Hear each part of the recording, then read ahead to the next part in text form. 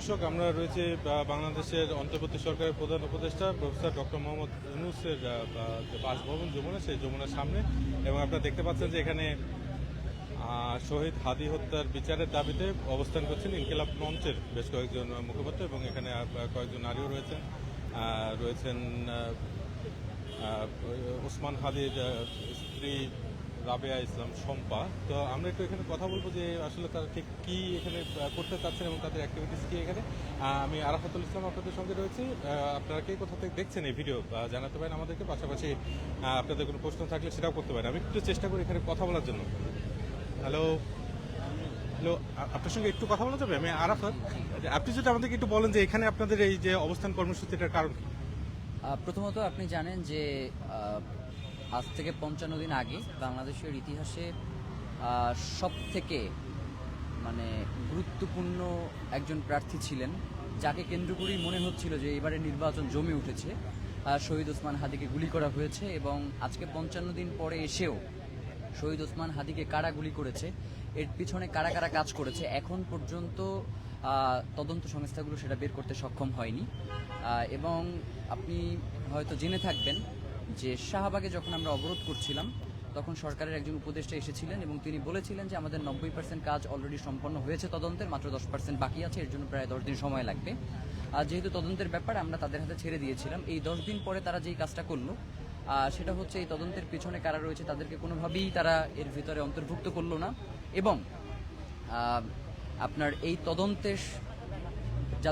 তদন্তের মাধ্যমে উঠে এসেছে যারা আসামি, তারা আসলে এই মামলার সাথে কিভাবে কি সংযুক্ত রয়েছে সেই ব্যাপারে কোনো সুস্পষ্ট কোনো ব্যাখ্যা নাই। এমনকি যেই কমিশনারের কথা বলা হচ্ছে যে বাপ্পি, তিনি কিভাবে এই হত্যা মামলার মাস্টার মাইন্ড হলেন, জাস্ট মনে হলো যে একজনকে ধরে এনে বসানো হয়েছে।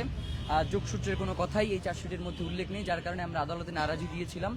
তো এখন পর্যন্ত আমাদের কাছে এই ৫৫ দিনে মনে হয়েছে যে বাংলাদেশে যে তদন্ত সংস্থাগুলো রয়েছে তাদের পক্ষে আসলে এই তদন্ত সুষ্ঠুভাবে সম্পন্ন করা সম্ভব নয়, তাহলে অলরেডি বের হয়ে যেত। তো এই জন্য আমরা মনে করতেছি যে ইতিপূর্বেও জুলাই গণহত্যার যেটা নিরপেক্ষ তদন্ত জাতিসংঘের মাধ্যমে বাস্তবায়িত হয়েছে, এবং আরও বিভিন্ন দেশে বিভিন্ন গণহত্যার তদন্ত জাতিসংঘের মাধ্যমে হয়েছে, এবং ব্যক্তিকেন্দ্রিক বিভিন্ন গণহত্যার ব্যক্তিকেন্দ্রিক হত্যার তদন্তগুলো জাতিসংঘের মাধ্যমে হয়েছে, যার কারণে এটা কোনো নতুন বিষয় না। এবং ডক্টর মোহাম্মদ ইউনূস তিনি শুধুমাত্র বাংলাদেশের নেতা নন, তিনি বিশ্ব নেতা।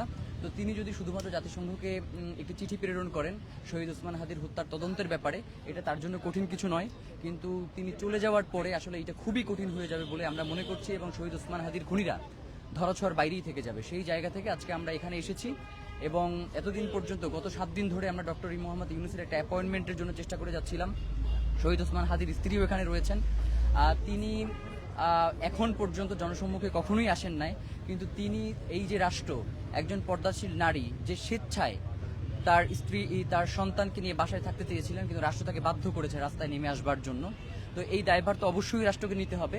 তো আমরা সর্বশেষ সময়ে আমরা ডক্টর মোহাম্মদ ইউনূসকে একটা আহ্বান জানাতে চাই যে আল্লাহ তাআলা মানুষকে তো বিভিন্নভাবে সম্মানিত করেন, তাকে তো আল্লাহ তাআলা নোবেল জয়ের মাধ্যমে সম্মানিত করেছে, এবং গত 1-1.5 বছর ধরে বাংলাদেশের একটা রাষ্ট্র ক্ষমতায় তিনি ছিলেন।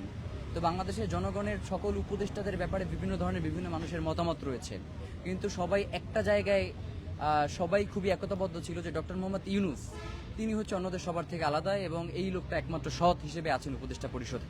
তো সেই জায়গা থেকে আমাদের কাছে মনে হয়, এটা আমার কথা না, এটা শহীদ ওসমান হাদির কথাই, তো সেই জায়গা থেকে আমাদের কাছে মনে হয় যে ডক্টর মোহাম্মদ ইউনূস তিনি চাইলে জাতিসংঘের মাধ্যমে এই তদন্তটা করাতে পারেন, এইটুকু সক্ষমতা তার রয়েছে। সেই দাবিটা নিয়েই মূলত আমরা আজকে এখানে এসেছি। কিন্তু আমরা তো নানা সময় তাকে এই ব্যাপারে বক্তব্য দিতে দেখেছি, এবং নিরাপত্তা বাহিনী তারাও তদন্ত করেছেন, এবং তদন্তের যে ফলাফল সেটাও জানা গেছে। কিন্তু আপনাদের এখানে তার সঙ্গে দেখা করার জন্য আপনাদের এখানে অবস্থান করতে হচ্ছে কেন?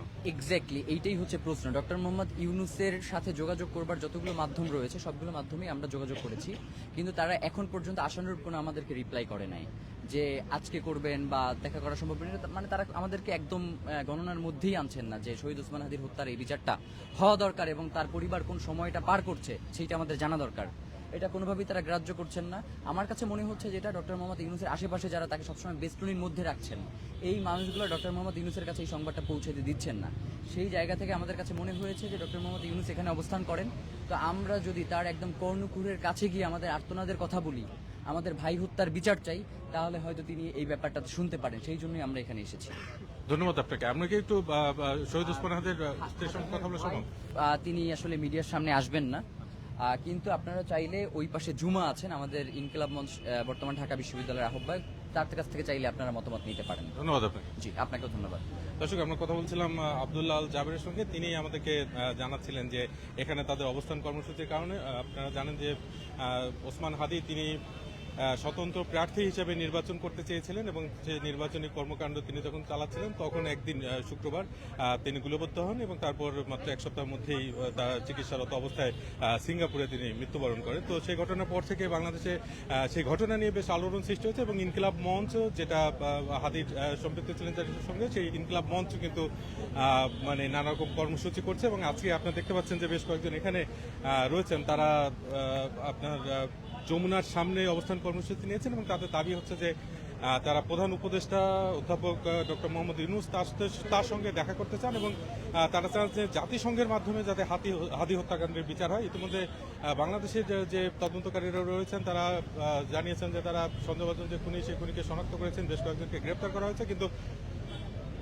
ইনকিলাব মঞ্চ এবং হাদির পরিবার তারা মনে করছেন যে এর মধ্যে যথেষ্ট উদ্যোগ নেই এবং আসলে প্রকৃত খুনি যে বা এই খুনের পিছনে যে হত্যাকাণ্ডের যে কারণ, সেই কারণগুলো নিয়ে তারা এখনো যে তদন্ত হয়েছে সেই তদন্তের বিষয়ে তারা সন্তুষ্ট নন। আমরা আরেকজনের সঙ্গে একটু কথা বলবো, আমরা চেষ্টা করি ওদিকে যাওয়ার। দেখতে পাচ্ছেন এখানে বেশ ভিড় হয়ে আছে, ওই কর্নারে যেতে হবে জুমার সাথে কথা বলতে গেলে।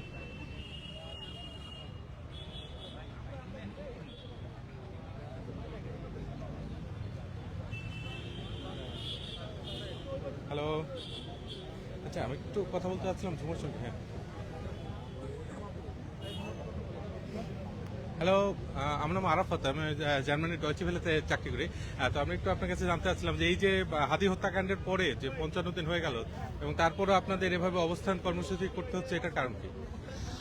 কারণ হচ্ছে বাংলাদেশের যে গোয়েন্দা সংস্থাগুলো রয়েছে যারা এখন এই হত্যা মামলার তদন্ত করছে তাদের উপর আমরা রিলে করতে চেয়েছিলাম এবং আমরা জানাজার মাঠ থেকে আমাদের ইনকিলাব মঞ্চের সদস্য সচিব দাবি জানিয়েছিল যে এই হত্যাকাণ্ডের সাথে যারাই জড়িত প্রত্যেককে খুঁজে বের করে আইনের আওতায় আনতে হবে। আমরা দেখতে পেয়েছি আমাদেরকে 22 তারিখ যখন আমরা শাহবাগে অবস্থান করছিলাম তারই আগে আমাদেরকে জানানো হয়েছিল যে 90% পর্যন্ত তাদের তদন্ত কার্যক্রম শেষ, বাকি 10% কাজ শেষ হয়ে গেলে তারা চার্জশিট দাখিল করবে। তো তারা যখন চার্জশিট দাখিল করলো আমরা দেখতে পেলাম যে সেখানে তারা বিভিন্ন জনের নাম এনেছে কিন্তু কোনো ব্রিজিং করতে পারেনি এবং যাদের নাম এনেছে তাদের মধ্যে দেখা যাচ্ছে যে সামান্য একজন কাউন্সিলর, সামান্য বলছি কারণ শহীদ ওসমান হাদি ঢাকা 8 আসনের অনেক গুরুত্বপূর্ণ একজন প্রার্থী ছিলেন। একই সাথে তিনি বাংলাদেশের স্বাধীনতা সার্বভৌমত্বের পক্ষে বিগত 1.5 বছর ধরে যত ধরনের তিনি দেখেছেন আধিপত্যবাদ, যত ধরনের দুর্নীতি অন্যায় দেখেছেন প্রত্যেকটার বিরুদ্ধেই তিনি কথা বলেছেন। তো এরকম একজন গুরুত্বপূর্ণ ব্যক্তি যখন হত্যাকাণ্ডের শিকার হলো তখন ইসি জানালো এটা একটা বিচ্ছিন্ন ঘটনা এবং তার হত্যাকাণ্ডের পর থেকে আমরা যতবারই বিভিন্ন প্রশাসনের বিভিন্ন সাইটগুলোতে আমরা গিয়েছি আমরা স্পষ্টত অসহযোগিতা দেখতে পেয়েছি।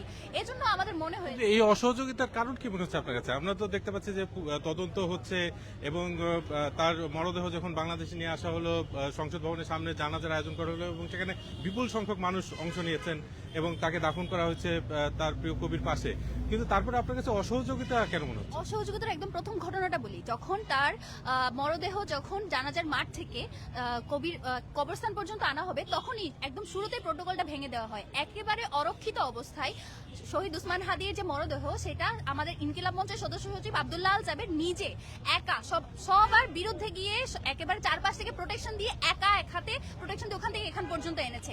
রাষ্ট্রীয় সকল প্রোটোকল সরিয়ে নেওয়া হয় ডক্টর ইউনূস এবং ওয়াকা সাহেব চলে যাওয়ার সাথে সাথেই। এটা আমাদের কাছে ইভেন ওখানে অনেক গুরুত্বপূর্ণ ব্যক্তিরা উপস্থিত ছিলেন, আমরা সকলে উপস্থিত ছিলাম, সকলে কিন্তু এক ধরনের হুমকির মুখে পড়েছিলাম।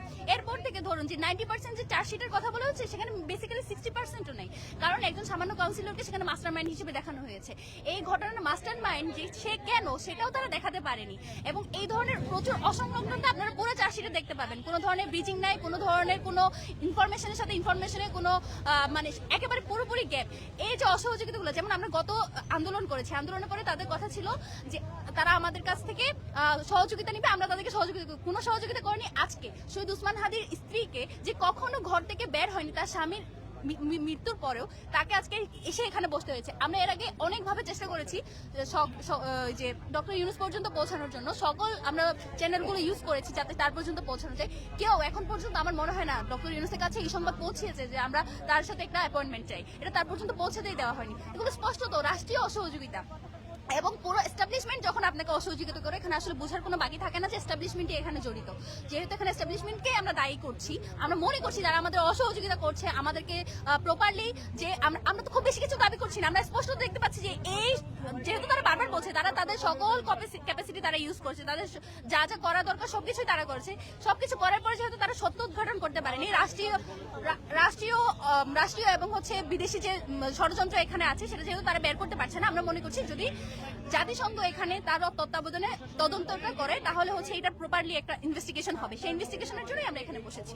সর্বশেষ আপনার কাছে প্রশ্ন, যে এই যে 12 তারিখ তো নির্বাচন, 12 ফেব্রুয়ারি, আর মাত্র এক সপ্তাহ বাকি, তো এই সময় আপনাদের অবস্থান করতে হচ্ছে এমন একটা সময় যখন বাংলাদেশের অন্তর্বর্তী সরকারের প্রধান উপদেষ্টা অধ্যাপক ডক্টর মোহাম্মদ ইউনূস তিনি দায়িত্বে আছেন এবং অনেকেই আশাবাদী ছিলেন যে তিনি এটার বিচার করবেন।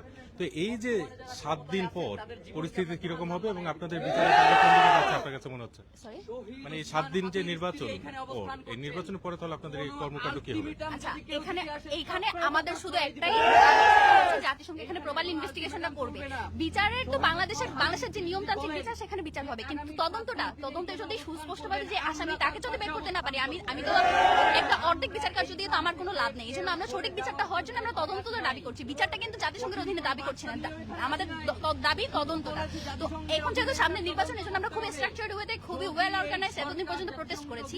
সেই প্রোটেস্টকে অনেকেই মনে করছে এটা আমাদের দুর্বলতা। যেহেতু আমাদের যে নির্বাচনটা হবে সেই নির্বাচনটা হোক, অবশ্যই হওয়ার পরে ডক্টর ইউনূস যেহেতু একজন বিশ্বনেতা, তার আমলে যদি এটা শুরু হয়ে না যায়, আমাদের আসলে কোনো মানে আরো বেশি ডিলে আমরা করতে চাই না। অলরেডি অনেক ডিলে হয়ে গেছে, এই জন্য আজকে আমাদের এখানে বসতে হয়েছে।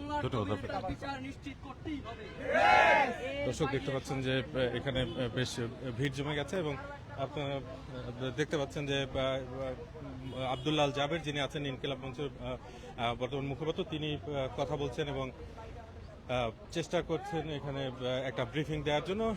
আমি আরাফাতুল ইসলাম আপনাদের সঙ্গে রয়েছি ঢাকায় যমুনার সামনে, এবং এখানে পুলিশও রয়েছে, নিরাপত্তা বাহিনীর বেশ কয়েকজন সদস্য রয়েছেন। তো মূলত দাবি যারা, আমরা কথা বলছিলাম জুমার সঙ্গে এবং জাবেরের সঙ্গে, তাদের যে দাবি সেটা হচ্ছে জাতিসংঘের তত্ত্বাবধানে তারা চাচ্ছে হাদি হত্যাকাণ্ডের তদন্ত করা হোক এবং তদন্তের পর বিচারের বিষয়টি সামনে আসবে, এবং তারা চাচ্ছেন যে অধ্যাপক ডক্টর মোহাম্মদ ইউনূস তিনি যাতে জাতিসংঘকে চিঠি লেখেন এবং এই তদন্তের উদ্যোগ শুরু করেন। সেই বিষয়টি নিয়ে তো আমরা আরো লাইভ আপনাদেরকে করবো। বাংলাদেশের জাতীয় নির্বাচন 12 ফেব্রুয়ারি, সেই নির্বাচন ঘিরেও অনেক রকমের কাভারেজ আমাদের থাকবে। আমাদের সঙ্গেই থাকুন, কথা হবে শীঘ্রই, দেখা হবে শীঘ্রই। এবং আপনারা কে কোথা থেকে দেখছেন এই ভিডিও এবং হাতি হত্যাকাণ্ড নিয়ে আপনাদের যদি কোনো মতামত থাকে সেটাও লিখতে পারেন এই ভিডিও নিচে মন্তব্যের ঘরে। ধন্যবাদ।